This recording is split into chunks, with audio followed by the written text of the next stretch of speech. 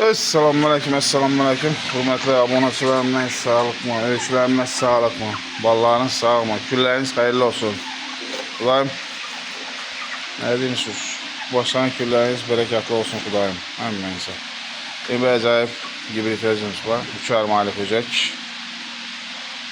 Daha hafifli mal balası. Başkası nəysə. İkinlikli nəysə. 3 ayırmalı. 13,5 milyon kemi var, sonra palasmı. Tabii ki sonra paladı olmaz. 3,5 aylık neyse bu çünkü. Hava girdiklikini zayıf biraz senden neyse. Çünkü adamlar. Yine bu boğaz varyantımız. Birinci doğuş, birinci karın. 6 aylık içi. Pulu 16,5 milyon son. Kemi var. 16,5 milyon son kemi var. Sonra ister. Tabii ki bir sonuçum sonra palası abi. Bu simental sığıramış şu. İç kısır sütü vardı bekçinin bol. Bu təyəri 30 milyon olsa getirdik sana. Bir de böyük küçəmiz. Böyük küçəmiz.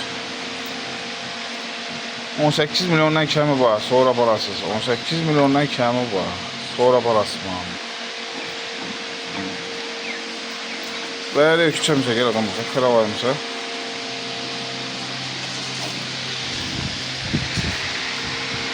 Malın 18,5 milyon son kemi var, sonra parasız. 18,5 milyon son kemi var.